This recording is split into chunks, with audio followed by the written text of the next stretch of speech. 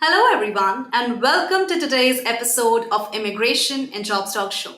I'm your host, Sam, and I'm back again with a very exciting episode that is lined up for you today.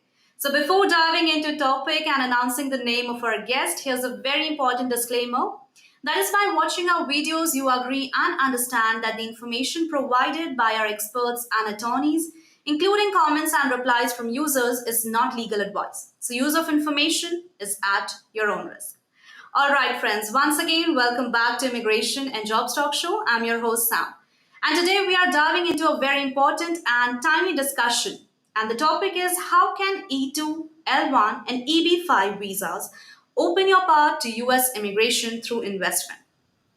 So if you have ever considered starting a business or expanding your enterprise or making significant investments in the US, I think this is going to be a perfect opportunity to explore how the E2, L1 and EB5 visas can open doors to your American dream. And to help you in this, we are honored, to have one of the best attorneys. That is attorney Alessandro Giordano. Alessandro Giordano is a highly experienced immigration attorney licensed to practice in Florida, New Jersey, and New York. He has also dedicated his career solely to the practice of immigration law, helping individuals and businesses navigate the complexities of US immigration. So, Alessandro, first of all, a very warm welcome to Immigration and Jobs Talk Show for the very first time. And it's an honor to have a show with you, and we are really grateful that you are here with us. Thank you so much for joining us. Of course, Sam. Thank you. Hello, everybody. The pleasure is all mine. I look forward to sharing this important information with you all. Wow, that's lovely. So, Alessandro, why don't you go ahead and share something about you, like how did you started your immigration journey with our viewers who don't know much about you? Sure. So, my name is Alessandro Giordano, and I am an immigration attorney. For the past 10 years, I have exclusively practiced immigration law. I am an immigrant myself, and having gone through the immigration system, so to say, I really found my vocation in helping others navigate as you said, the complexities of the immigration laws and the immigration journey. And this is why I almost exclusively practice immigration law. Yeah, I think you were immigrant yourself, and that's why you decided to help, as you mentioned. So I think that was That's right. lovely, and that's why our viewers can connect with you more because you yourself is an immigrant. So I think yeah, that was a wonderful introduction, and now our viewers also got to know about you. So Alessandro, my question, before diving into today's session, I would like to know from your end that how are you seeing the US in the upcoming year under Trump's administration? Do you think there will be a new era for the US people or it's going to be a nightmare? There will definitely be significant changes. I Hmm. practiced during the first administration of President Trump between 2016 and 2020. And I can tell you that things were different compared to the previous administration, the Obama administration, and the current administration, the Biden administration. So I definitely foresee changes. What I can tell you is it's something that all practitioners say, and I would say it's common knowledge that things will be hard for people who are in removal proceedings, people who are undocumented. But what I can tell you is that when it comes to employment-based and investment-based immigration, um, I have not seen or as many changes, I would say, during the past, the previous Trump administration. So while there will definitely be things will definitely be different for people in remote proceedings, family petitions, and many other things. Um, Hopefully we will not see as many changes for people who intend to invest in the United States or intend to immigrate through a lawful path, such as investment-based visa or employment-based visas. All right. Okay. So, thank you so much, Alessandro, for letting us know about it, how the future we might think and we might predict regarding these visas. So with that, here's my first question to you is regarding today's topic that how can E2, L1 and EB-5 visas open your path to US immigration through investment? I mean, what do you think? What our viewers can expect from today's episode? So these are three different options: E2, L1, and EB-5 visas. Um, E2 and L1, the first distinction that I would make is that E2 and L1 visas are non immigrant visas, which means that they allow you to live and work in the United States temporarily, right? The EB-5 is, on the other hand, an immigrant visa, so it will lead to once the requirements are met, to a grant of permanent residency. So these are three very good options for those who are seeking to live and work in the United States, either temporarily or for those who are seeking a settlement in the U.S. for a longer term, permanently. All right. So, Alessandro, here's my another question with you. Like, this is a question that majorly most of the people, the investors, Mhm. they ask for. Like, which visa from E2, L1, or EB-5 would you consider most suitable for an entrepreneur, and what are the key reasons for your recommendation? That's a great question to begin with. So, as I mentioned, the first distinction to make is that the E2 and the L1 are non immigrant visas. So, they will allow you to live and work in the US temporarily, but do not directly lead to permanent residence. So, both E2 and L1 visas can be renewed. The E2 can actually be renewed indefinitely, so long as the business still qualifies for E2, for the E2, and the investor qualifies for E2 status. The L1 can be renewed for a maximum of 5 or 7 years, depending on the type of visa. On the other hand, the EB-5 is an immigrant visa, so which leads to a grant of permanent residence, leads to a green card if the requirements are met. Now, that said, the most suitable option, the most suitable visa, depends on one's specific goals. So the E2 is a great option for entrepreneurs from 3D countries, and we will discuss also what that means, what 3D countries mean within the context of an E2 visa. No, it is a great option for those who want to establish or manage a business, grow a business um, by investing a substantial amount of money. And we will also discuss what a substantial amount of money is considered for E2 purposes. The L1 is the ideal option for those companies seeking to expand into the United States. And the EB-5 is the option for those with the resources to make a significantly higher investment and who wish to obtain permanent resident to live and work permanently in the United States. All right. So thank you so much for letting us know about it and giving us a detailed explanation on this. Also, Alessandro, I want to let my viewers know about it that friends, we are live on YouTube, LinkedIn, Facebook, and Twitter as well. And it would be great if you could join us. It would be great if you could post your questions from any of these platforms that you are watching this session in. And we are here for an hour, so it would be great to take your questions up and we will definitely answer them. So, yeah, I think with that, as we already understood about the basic understanding of the E2, L1, and EB-5 also. Here's another question that how does the E2 visa allow investors to manage their businesses in the US and eventually bring family members? So that's what the E2 visa is designed for. So the E2 visa is designed to allow investors to come to the United States and direct and develop, so actively manage and grow their business in the US. Besides that, the investor, the E2 investor, can bring his or her spouse, and the spouse can apply for work authorization and pursue employment anywhere in the US. Doesn't have to work necessarily in the E2 company like the investor has to do. And then the investor can also bring children. Children are those, under 21. Children are under 21 that can attend school or college in the US. So I never stress this enough. The E2 visa is temporarily and must be renewed. But if the the business keeps meeting the eligibility requirements, it can be renewed indefinitely. So if the business remains operational and meets the requirements, it can be renewed, for indefinite period of time. All right. So, also, Alessandro, here's a question that's coming in my mind, and that's a very basic one.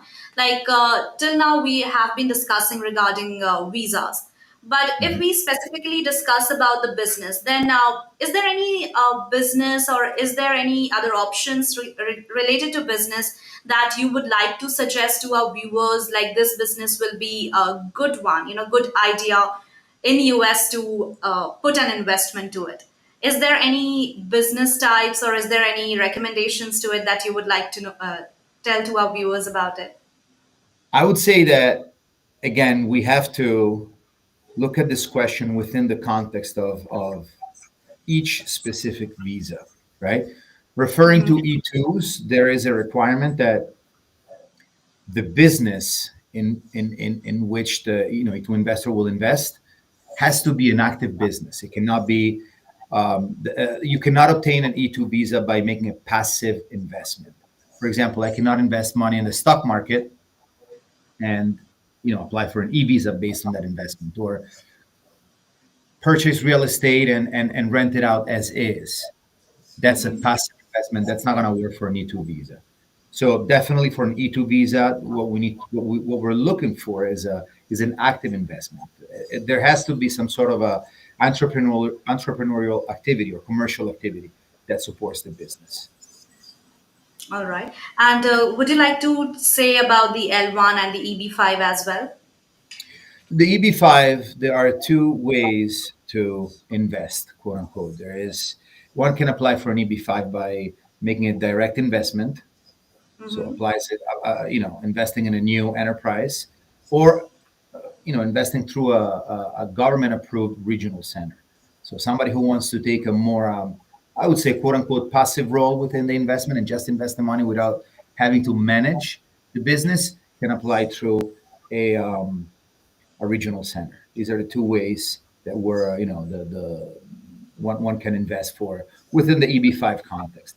As far as L1, really there is no type of business that's more suitable. The L1 boils down to I have a company. There is a company abroad that's seeking to expand in the United States. They're looking to transfer either somebody who has held for 1 year within the past 3 years, managerial, executive, or specialized knowledge capacity or role, they're seeking to transfer this employee to work for a sister company, an affiliate company, a parent company, or subsidiary company in the United States in one of these three roles.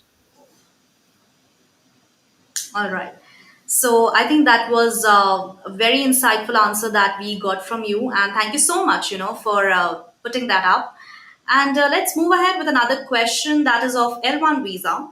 So, Alessandro, we all are aware that L1 visa is known for intra-company transfers. So, can you please explain like how a foreign company can use the L1 visa to expand into the US? Sure. That's exactly the purpose of this type of visa, of this visa classification. The L1 visa enables a foreign company to transfer employees to the US to establish or grow a US branch, affiliate, or as a subsidiary. So the very first requirement, when we're looking at L1 visas, is the qualifying corporate relationship. For example, shared ownership. As I mentioned before, the foreign company and the US company, they have to be their affiliates. They have to be, one has to be parent and the other has to be a subsidiary. That means that one has to own and control the other, or they have to be owned and controlled by the same person, the same company, or the same group of owners. So that's the first requirement. Second requirement is that the transferred employee has served for 1 year within the past 3 years as an executive, as a manager, or as a specialized knowledge employee or worker. And this person needs to be transferred to the US to hold one of these three roles. And the role doesn't have to be the same. So if I was a manager for a year within the past 3 years in the company abroad, I worked in managerial capacity. The company in the US does not have to transfer me necessarily to work as a manager. I could be an executive or I could be a specialized knowledge employee. These are the pretty much the nuts and bolts of L1 visas and how they can help companies, foreign companies, expand into the US market. But Alessandro, I am thinking about it. Like as you mentioned that the company can. It's not important to have the managerial post only. If a person is manager in this company, then through L1, it's not compulsory to have that managerial post. Then don't you think it's going to reduce the skills? Because if the designation is not exactly the same, how they are getting in that different nation, with the same company, then don't you think it would be a little affecting the employer in a negative way because the designation won't be the same? So, what's your point on this? Not necessarily, not necessarily. That's the so there is no legal requirement that the person holds the same role abroad and in the United States.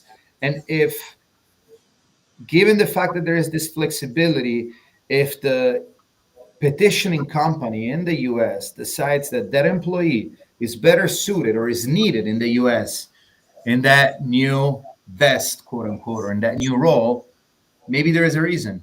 So I would say that pertains more to business decision rather than a legal decision. From a legal standpoint, we can have somebody who was a specialized knowledge employee in their home country for the company abroad, the foreign company. Maybe they're needed managing personnel or managing, department or a unit or of the company in the US, and that's perfectly fine. How that affects the operations of the US company, that's more of a matter for the US company from a business standpoint, I think. All right. I think that's very well explained, and I got my answer. I hope our viewers too got the answers. And meanwhile, Alessandro, the great thing is that there are some viewers who has joined us, and I can see Sanjay, I can see Sudhir, I can see Ravi. So, friends, it's lovely to have you all. And do let us know from which platform you friends are watching us right now. And keep on posting a question. It's not mandatory, to just post one question. You can ask follow up. You can ask any question related to today's topic, and we will definitely take them up. But till then, wait for some times. After asking some random questions from my end, I'll be coming back to your questions. Okay, so now, yeah, Alessandro, now I have another question regarding the EB-5. So we know that EB-5 is more for the green card and it provides the permanent residency. But we want to know more about it. Like, what does the EB-5 visa offer other than just a green card? So I would say that there are three main benefits. Number one, the EB-5 investor can live and work in the United States permanently because they're going to get their green card if they meet all the eligibility requirements, and they can work anywhere in the country, and they can um, you know do any kind of work, lawful work. Obviously, they don't have to work in the business where they invested funds in, like the E-2 investor has to do. The E-2 investor has to work in the E-2 business, in the E-2 company. The L-1 transferee has to work for the L-1 petitioning company. The EB-5 investor, once they get their green card, they could live and work anywhere in the United States. So there is that kind of flexibility. Then family, they can bring along the family, so spouse and children under 21. And once they get their green card, they can also work and live anywhere in the United States, right, indefinitely. And they have access to, especially for the children of EB-5 investors, they can gain access to US schools and colleges at the same um, tuition rates as American citizens. Usually, that obviously, you know, depends from school to school, college to college, but that's what I have seen and what the trend I think is. And then number three, after 5 years of being a permanent resident in the U.S., If you meet all the other eligibility requirements, you can apply for U.S. citizenship. These are the three, I think, most important things that EB-5 um, option offers more than E-2 L-1. Just beyond getting, yeah, I get my green card. This is what happens when you get your green card. You can live and work anywhere. Your kids can go to school at the same rates as American citizens, um, and then you can apply for citizenship after 5 years. Wonderful. I think that's wonderfully explained, with the pointers. So thank you so much, for letting us know about it. And I think it was a great answer. And most of the viewers, mostly think about there's a confusion regarding EB-5 most of the time because EB-5 mostly they consider for the permanent residency. But now I think after watching this session, they might be knowing more about it. But I have another thinking, another question that it's just a random thing that what can you say about the visa process out of like E2, L1, and EB-5? Which visa process takes more time or maybe less time? Can you just talk Definitely about? Yeah. the EB-5. This is notorious. EB-5 processing times are way longer. E2 E2, you can apply for an E2 visa in two ways. If you're in the United States in lawful non-immigrant status, you could apply. You could apply for a change of status. That doesn't give you a visa. That puts you in E2 status, right? If you are abroad, you apply for the E2 visa at a consulate. So the processing times depend on the times of the consulate. There are consulate who have a higher backlog or lower, more of a backlog or less of a backlog. So it depends. The L1 visa has two steps instead. Well, you could also apply for a change of status, but let's say you're abroad and you're applying, you want to the actual visa in your passport to be able to travel and enter as an L1 transferee. So you first petition, the U.S. company first petitions for files a petition with USCIS, so in the United States. And then once approved, the petition gets transferred to the consulate abroad. So we also got to wait for, consular, for the consular interview or consular appointment. And that depends on how long the consulate will take. EB-5, Absolutely. different ball game, very long times, could take up to 2 3 years. But, if you're looking to get your green card and establish yourself permanently in the United States, it's definitely worth waiting Absolutely. I think waiting for 2 to 3 years instead of and getting in return for a lifetime for a life. permanent residence, and I think it would be much worth it. But I think, yeah, I think that's great. And we are getting to know about the visa process also with these three visa categories. So thank you so much again. And Yes. we have, I think let's take a few questions from our viewers because we are getting so many questions. So I don't want to upset them. Mhm. And let's take Ravi's question. So, Ravi is asking that my passport is currently under renewal and I have a valid H1B visa stamped until September 2025. However, my I-94 is set to expire on January 12th, 25. Due to the passport's expiration date, once I receive my renewed passport, what steps should I take to extend or update my I-94 to reflect the visa's validity? Can I do this within the US or do I need to leave the country and re enter? Can you go back to the slide before? I think, okay, let me read out this another question. And what can I do if my passport is received after my I-94 expiry?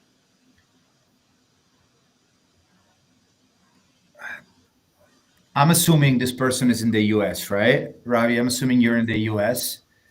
I think, Ravi, it would be great if you could let us know where you are actually asking this question in US or some on the other I country. think I And it would think be you are in the US. So the I-94, so this is a general generally speaking, the I-94 is what dictates your period of authorized stay in the US. You have to be very careful what's the expiration date of the I-94. And also if there are very fact specific questions, I would rather address them individually. So I encourage you to give me a call or to contact, an immigration attorney. Um, there's my contact information is right there. because there might be other questions that I want to ask you, and that might play a role into the answer. You know. And here Ravi answered yes, he is in Denver right now. So I think you predicted right. Right. Yeah. I would assume so. So seems that there is a 994 that is expiring soon. That seems something time sensitive, very delicate. I encourage you to schedule a consultation. Um, All right. So I think Generally speaking, you can extend your status. You can extend your status being in the U.S., but you have to file, paperwork. You have to wait. So it really depends on what the facts are, what the circumstances are, um, to determine what's best. Because you could, leave and re-enter if your visa is valid. absolutely. So thank you so much, Ravi, for asking this question. And in case if you still have any follow-up question or would like to know more about any other question, any other topic that you would like to know, then please post them on the comment section and we will take them up. And meanwhile, you can also consult with our today's attorney, Alessandro Giordano. And the contact details are visible on the screen. You can see the telephone number is 973-494-5649. And you can also email him I would like to spell it out. That is AGIORDANO at THECOMPASSFIRM.com. And you can also visit his website, that is www.thecompassfirm.com. So I think it would be one of the great thing, if you could directly ask this question or any other question if you are Right. facing related to immigration process. So I think this Yes. would be a Yes. great one. And with that, I think let's take the another question that we received from a YouTube viewer, and that is from K. Vishwanathan. So his question is that L1 visa petition to be filed this month, but mostly after 17th Jan or 20th Jan. What will be the challenges and new rules with Trump administration? What would you like to say? So it's hard to predict exactly if there will be any new rules. I think that after January 17 or January 20, after when? You know, how long after those dates? I think that's still early in the administration, and maybe it might still be early in the administration to have any meaningful changes. So I would just, unfortunately, that's the only thing that you can do for now. Wait and see. But I don't know if there will be, again, catastrophic changes for these kind of business visas. I've seen, yes, during the past administration, the previous Trump administration, um, adjudicators were a little tougher. I could, I know noticed that trend, you know, um, tougher decision making on immigration officers' part. But really, the big changes that I expect are for people in removal proceedings, individuals in removal proceedings, or individuals who overstay their visas, individuals who are here undocumented. Um, I'm not saying not to worry, but yeah, wait to worry. Absolutely. And, with Trump's administration, we have also come across that in his first term, he was trying to limit the H-1B visas, but now most of his statements, he is actually favoring H-1B visa. So, Right. H-1B visas, people are more into it. But what's your opinion on this? Yeah, as I said, employment based and investment based visas, um, I have not seen the administration being so tough as in other aspects of immigration. I practice a great deal of not only E2s and L1s, but also EB1s and EB2s. And to be honest with you, I haven't experienced that much difference. One thing that was different was when the travel ban was implemented. So that could affect the ability to travel, but that's not specific to L1 petitions or E2 petitions. That is across the board. Um, only thing that I can say is that we're all, anxiously waiting for these changes. We just need to wait for now. Absolutely. We can just hope that everything goes smoothly. But Right. as most of the people are very much concerned about like what's going to be under Trump's administration, but mostly, we have seen that he has been very stiff towards the immigration. But Right. if we look now for the H-1B visa, I think that's the mostly highly skilled workers that people need, right? And he's actually in favor of that. So I don't think any other visas like E-2, L-1, or the EB-5 will also going to face some kind of hurdles or problems, regarding this Yeah, administration. that's consistent with what I've seen before. Yeah, they were a little tougher. Administration was a little tougher, but nowhere near other areas of immigration law. So yeah, I don't expect a catastrophe like for other immigrants. Well, we hope so. And what do you think about the Biden's administration? Was Biden administration more in favor of immigration as compared to Trump's administration? What's your call on that? I have seen. So I have two takes on this. Definitely more in favor under certain, um, you know, from a certain standpoint, not as tough, not as hard. When it came to individuals in removal proceedings, um, seeking benefits before the immigration court, and even adjudication of benefits like L-1, C2s. Yes, not as tough, but also I have not seen this current administration favor immigrants and the immigration system as much as I thought it would.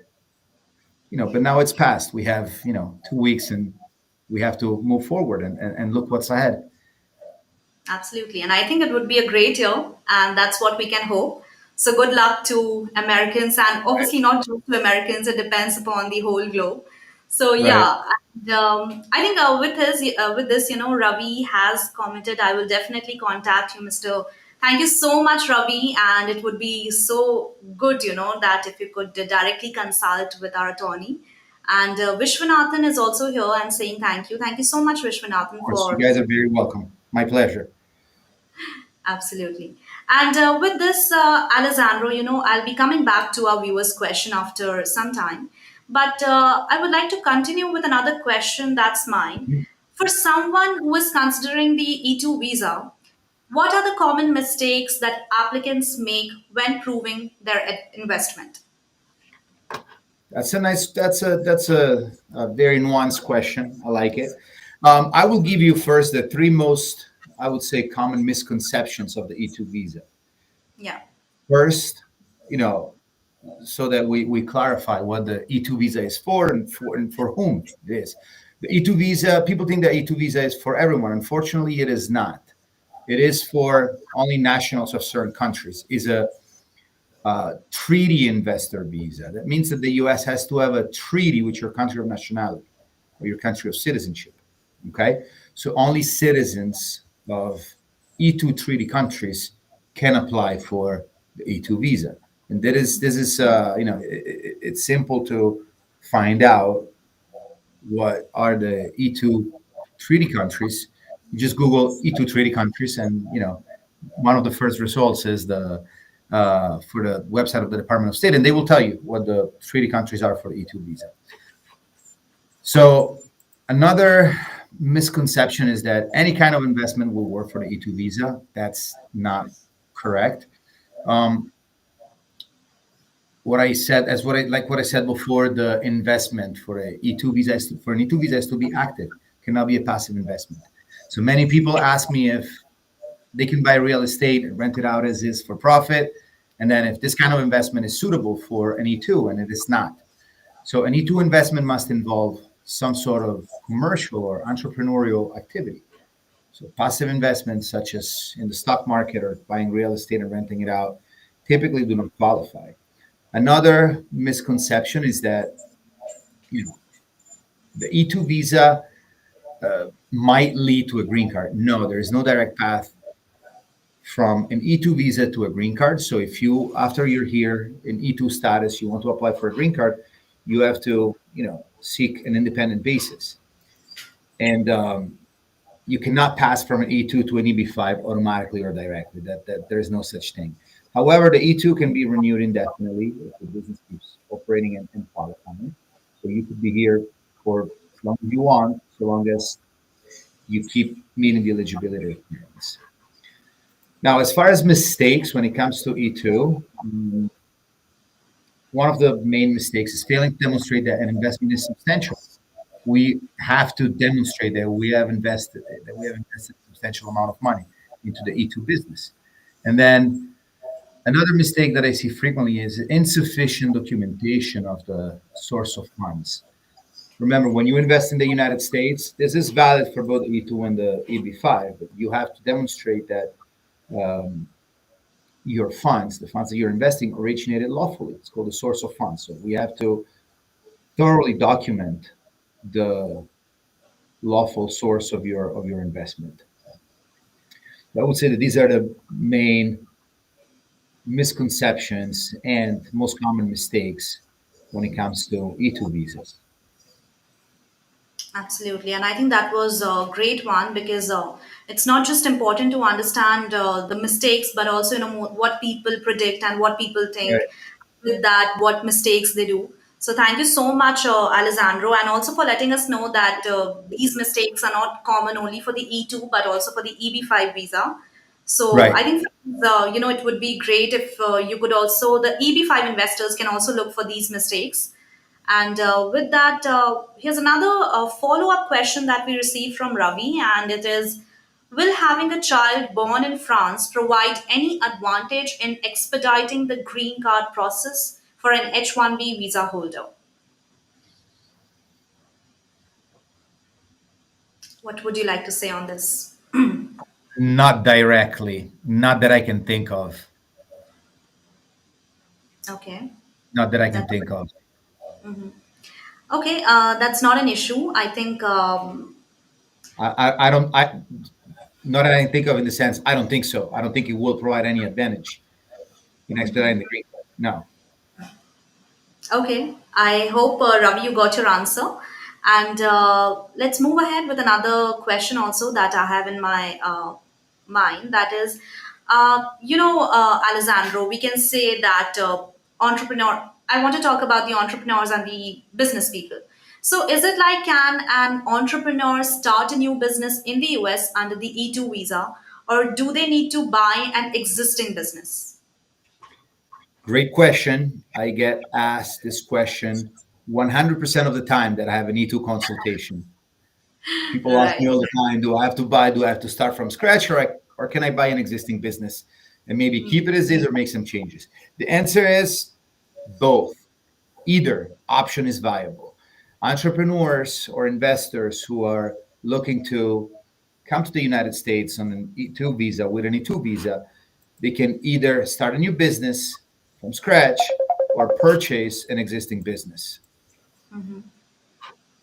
So starting a new business allows obviously more control over the business, but it requires, there are some hurdles to starting from scratch, right?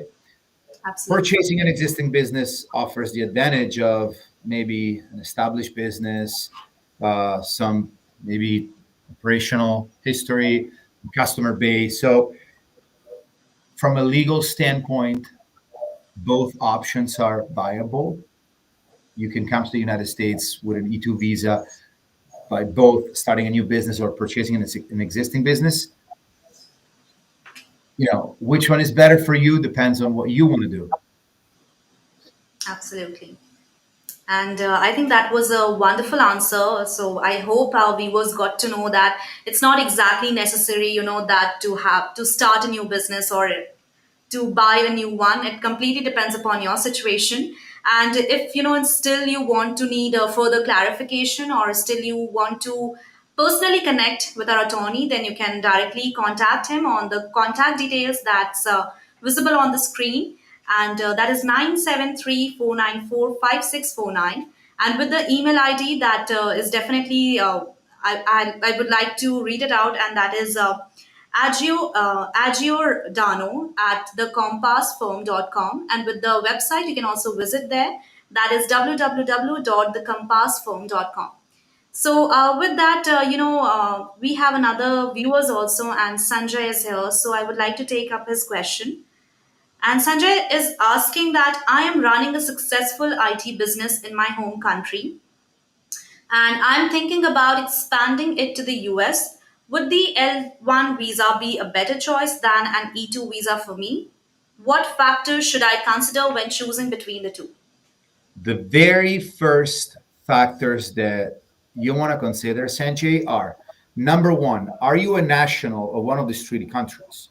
Meaning, you have a passport from a country that qualifies for an E2, Mhm. right? Right. Not all countries qualify for an E2 visa, right? So if you're not a national or a citizen from an E2 treaty country, your only option would be the L1. So that's the first thing that you want to look at. Number two, the investment. This is something that we haven't discussed, but I would like to touch on it, Sam, if that's okay with you.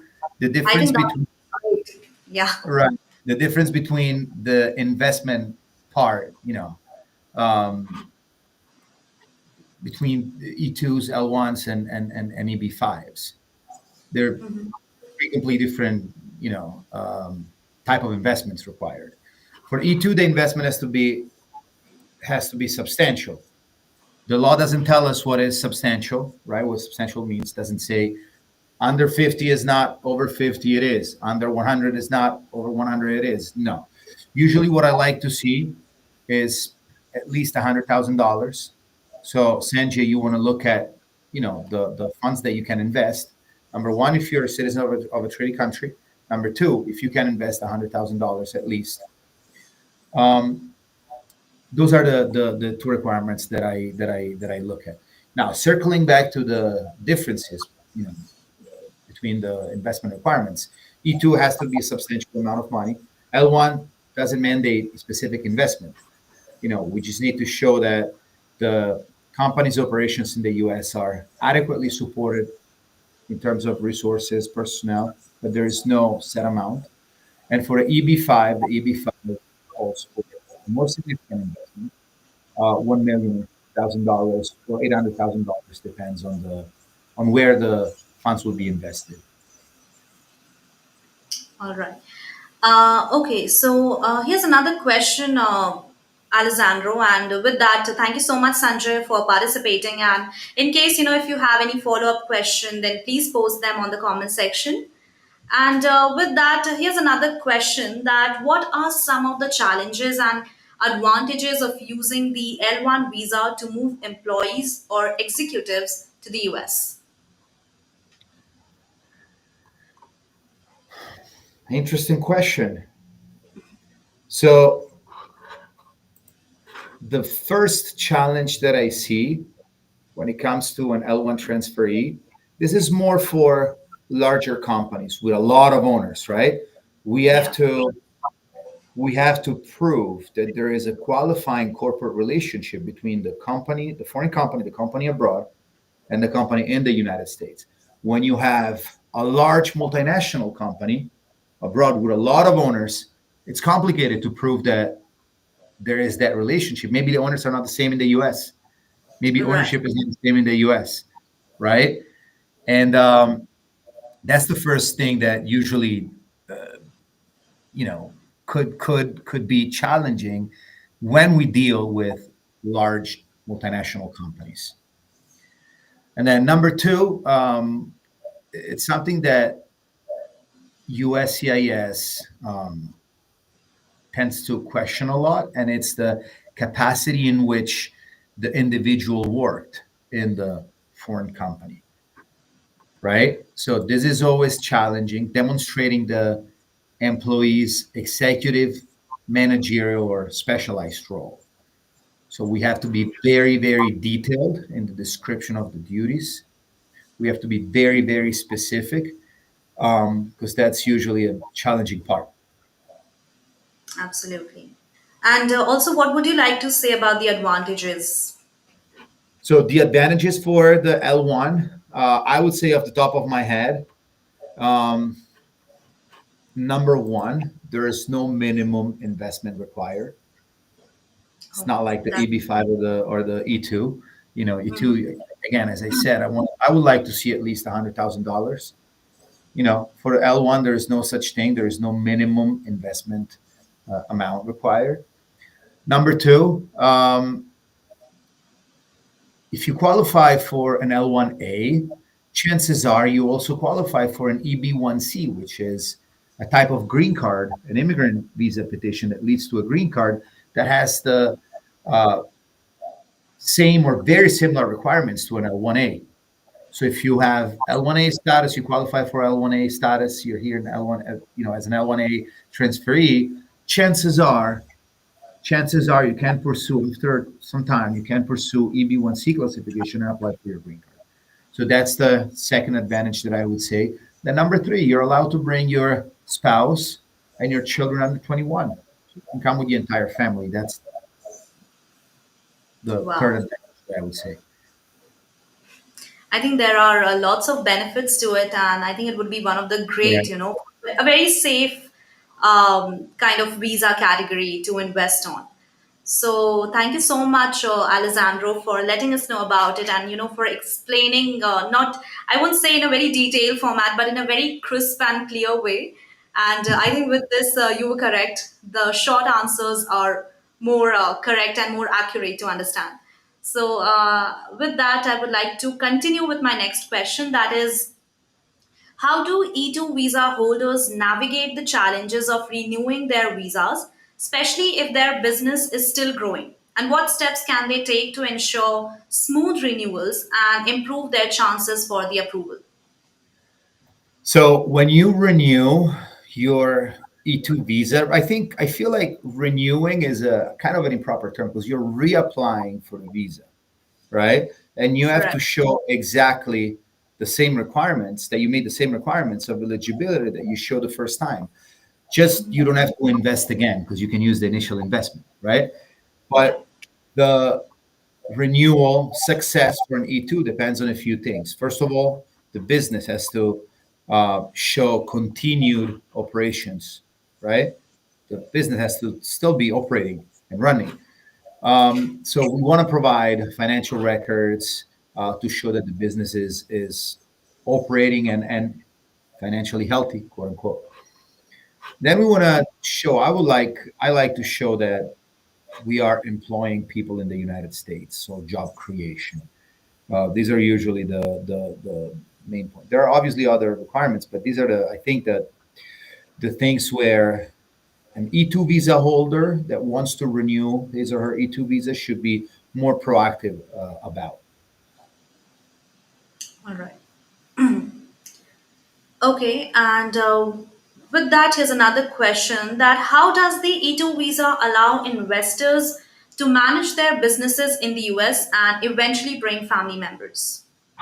So this is what the E2 visa is for. If you are an E2 investor, you're investing in a business in the US, has to be an active and operating business.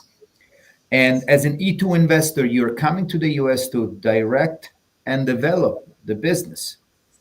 That's what you have to do, and that's all you can do. Um, Differently, the spouse can come to the United States as an E2 dependent, apply for a work permit, and work anywhere else. They don't need to work in the E2 business. And then children under 21 as well, they can hold E2 status up until they're 21. They can go to school. They're allowed to study here. So this is No. something that's definitely worth considering. I would say it's a great advantage for an E2 family that wants to move to the United States. Absolutely. And I think it's one of the most good benefit. It's going to be a very beneficial for them as well. So we can see, a lots of benefits regarding L1, E2, and the EB-5 as well. Though the visa process are different, but it depends which category they are choosing for, but these three categories have their own benefits. And if we also look for the 2025, then we can just hope that it's going to be beneficial year for these categories too. And I think with that, Alessandro, we have covered almost all the questions. And Mhm. with that, we have been left for 10 more minutes. So I think with that, want to take my. Okay, let's take the viewer's question. And here's another question that I have got from Sudhir. That is, if I apply for an EB-5 visa and invest in a regional center, how do I ensure my investment qualifies under USCIS rules? Also, what happens if the project fails? Will I lose my visa? That's a loaded question. So if you're going through a regional center, these centers are pre-approved, so they should already qualify, under USCIS rules. But still, EB-5s are very complex and nuanced. So get a lawyer to assist you, even if you're filing to a regional center. Okay. And then what happens if the project fails? There could be an issue. There is a conditional period of 2 years. And after 2 years, you have, after the investment, you have to show that the project is still standing. So EB-5s are complex. If you have the intention to invest a large amount of money, 800,000 and up, I would say it's worth contacting an attorney and being counseled and assisted by somebody who has experience with EB-5s, because again, it's very nuanced, very complex, and there could be some pitfalls. And you need to be explained all these things so that you can make an informed decision. Absolutely. I think taking expert advice would be a great suggestion here. So, with that, we have touched Sanjay's question, Sudhir's, and Ravi's question. And Alessandro, we have more questions from our Facebook group, because there also we have our viewers who regularly post questions regarding the immigration topics, that we mostly have our webinars with.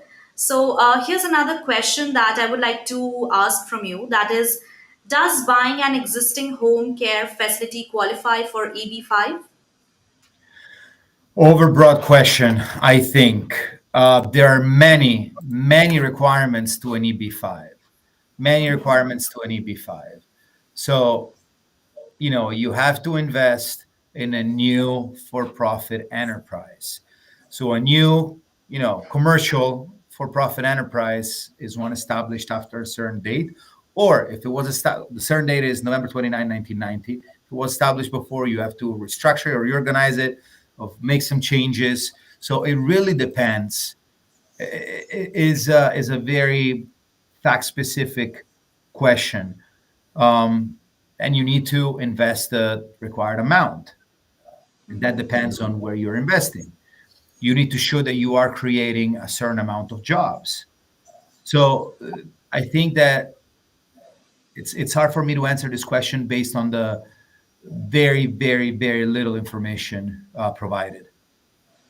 Absolutely. I think it would be great, the one that who has posted this question. And if you're watching this session, it would be great to have more details. And, it would be better for us, and it would be better for our attorney also to answer your question.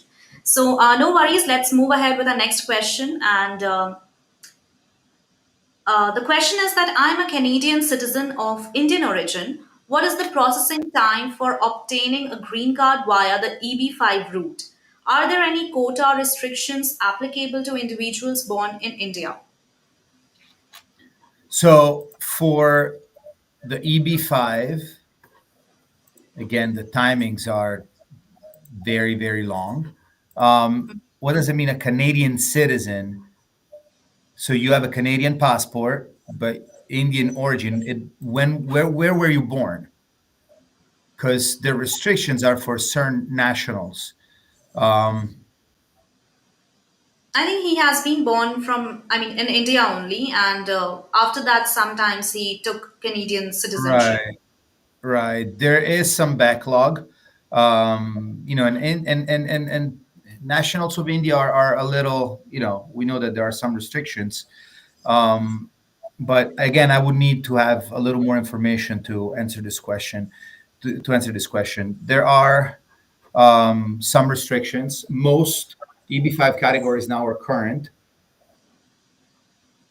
or they have been current as of recently. But again, I would need a little more information to answer your question. So if there are questions that are very fact specific, I encourage you to, you don't have to. I like that you're posting anonymously. So I'm a big fan of confidentiality. um, but Right. if there are, if they're very uh, circumstances or fact specific, I encourage you to shoot me an email and we can take it from there. Absolutely. I think that would be the great one. And thank you so much, Alessandro, for taking this up and at least letting our viewers know about it, like what they can expect from you. And with this, we have another question that how long does it currently take to receive an EAD and an advance parole card? Are applicants still getting a combo card? Also, are these cards being issued for 2 years or 5 years? Again, I don't have enough information to answer this question. I can tell you that yes, combo cards are still being issued. It depends. For example, recently I had a husband and wife. One of them got the combo card, the other one got the work permit only, and that got the advanced parole in the good old paper fashion. But yes, combo cards are still being approved, are still being issued. And then it asked if there's being issued for 2 or 5 years. So at times the duration of the work authorization document, employment authorization document, depends on the category under which you're applying. So I would need to know maybe more about the about the Yeah. situation. Absolutely. We completely understand this thing. And with this, I hope this question looks a bit detailed. So let's expect something from this. Control, if you could zoom in a bit so that it will be clear for Thank us. you. Thank you. Yeah. So it's the question is that good day to all. I have a few questions regarding E2 visa and would appreciate if some experts can provide advice. Firstly, if my spouse gets E2 visa and dependents, myself and kids, gets E2S, can the spouse who got E2 visa switch to E2s subsequently and dependent become E2 status? I think Let's, this question is asking if this person has E2 and the spouse has E2 as a spouse, and then they yeah, switch. So the true. main E2 becomes the E2 spouse, and the spouse makes the investment. I mean, if you qualify, that's what I'm understanding, but it's a bit confusing to me. um, the way it's posed. If I understood correctly, it would be possible so long as you meet the requirements. And then I see that there is another question. After changing the status from B1, B2 to E2 while staying in the US, how E2 applicants may leave the US and re-entering. So I'm assuming the person enters the US with a B visa, a tourist visa, or B1, B2 business or tourist visa, with a visitor visa, and then change status. So if you want to re-enter in E2 status, you need to go to a consulate abroad and get the E2 visa stamped in your passport.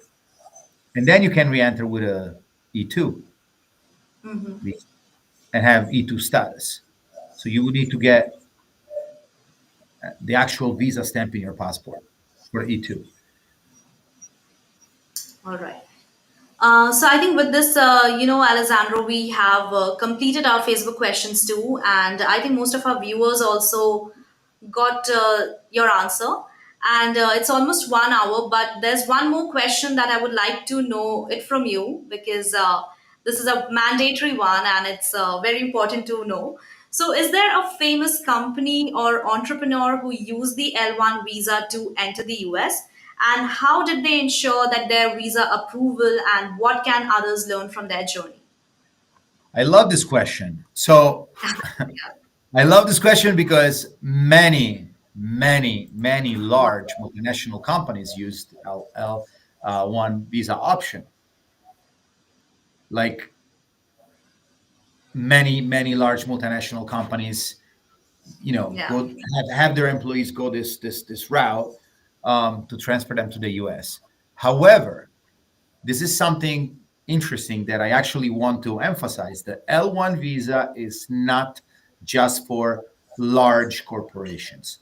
Small and even new companies can also take advantage of this option, of the Yeah. L1 option, provided that they meet the requirements. Like there is something that is called L1 visa for a new office. So if you are a new company in the US, you can apply for an L1. If you're starting brand new in the US, you're in business for less than 1 year in the US, you can use the L1 to transfer employees from the foreign company into the new company in the US, even if you have nobody working in the US yet. So it is not just for, again, many large corporations use the L1 visa, but it is not only for large corporations. Small companies can use this too to establish or expand operations into the United States. All right. So I think with this, we have almost reached to an end. And this was the last question that I wanted to know. And thank you so much, Alessandro, for taking this up and letting us know about it. And I'm sure, our viewers loved this session. They got to know so much about it. And the most importantly, I think they got more clarity regarding these three visa categories. And I think most of the people, they were concerned about the complexities and the problems, that is going to happen, that they predict that's going to happen in the upcoming year. But thank you so much to you for clearing that up and, taking all the questions very patiently and answering them. So from my side, I think this session was amazing one. And after all, this was your first time on our show. So I want to know, how did you feel? How was your experience? I am very happy that you guys invited me. I appreciate the opportunity to be here and to share, all this information with your public. I hope they enjoyed it as much as I did. Um, Absolutely. Thank you again. It was a pleasure for me.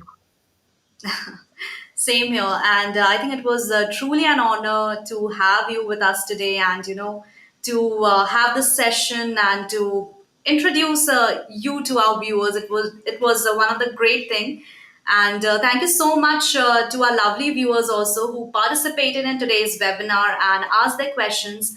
And even after this 1 hour that got ended, after this also you can keep on commenting, you can keep on posting your questions.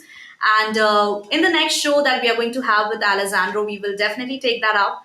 So don't be upset with the fact that we are not going to continue our live session, because soon or the later we are definitely going to come back with another very exciting episode. And that's all. I think it's almost a wrap, and we have reached 1 hour. So thank you so much, Alessandro, for being with us, for sharing such an insightful answers with us. I'm sure our audience loved it, and it was truly an honor to have a show with Thank you. you. So thank you so much. Pleasure was all mine. Thank you. All right. So thank you so much, everyone, for this amazing session. Don't forget to like, share, and subscribe to Immigration and Jobs Talk Show. And we will be coming back with more exciting episodes with different attorneys. And stay tuned. Keep updated yourself by also clicking on the bell icon that is going to visible on the screen. So thank you so much, everyone. And yeah, I think good luck and take care. Bye bye for now.